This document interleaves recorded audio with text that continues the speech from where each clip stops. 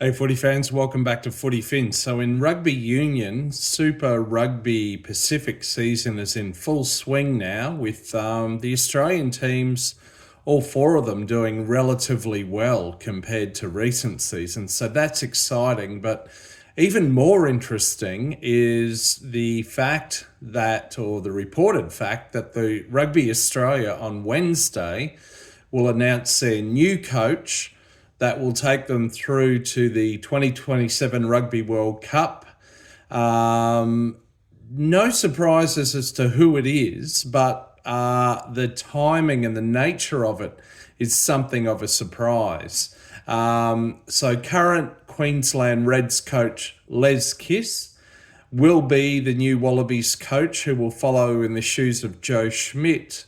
It was previously reported that Kiwi Joe Schmidt would step aside at the end of this year's Rugby Championship, post the British and Irish Lions series and tour.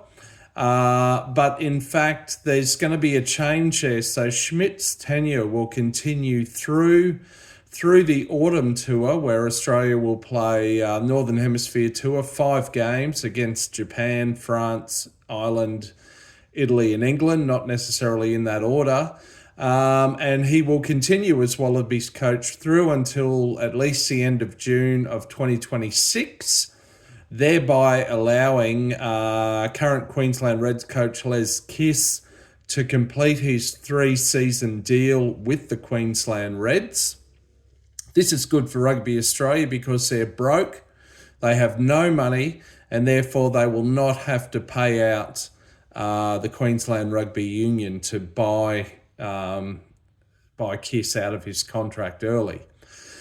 Somehow then they've convinced Joe Schmidt to hang around, and fair play to Joe. He does have a son in New Zealand with epilepsy, and so it was for that primary reason, I believe, that he was going to step aside when he was.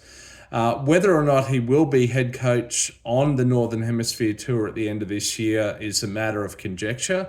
By the way, I've read all this on 2 separate Australian rugby websites this evening, so I do take those as reliable sources. So yeah, very interesting times. The thing about it is, Kiss, of course, has been pretty impressive. He's halfway into his 2nd Super Rugby season with the Queensland Reds. He's previously coached in Ireland.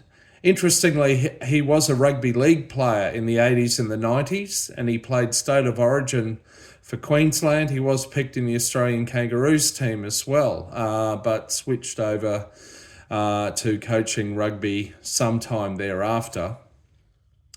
The interesting thing about all this, though, is that not only will he have to step into the Wallabies head coach position very soon after finishing his 3rd season with the Queensland Reds, but he won't have much time at all in the saddle before the 2027 World Cup. And this is something that is potentially a bit of a concern, given that he hasn't coached internationally either. So by my reckoning, there's no rugby championship as we know it in 2026. Australia will play New Zealand a couple of times.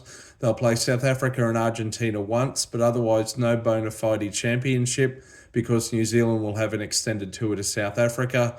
There'll be a Northern Hemisphere tour, and then a few tests, perhaps a curtailed rugby championship in 2027 before the World Cup. By my reckoning, he won't have more than about 10 to 12 tests in charge of the Wallabies before the Rugby World Cup.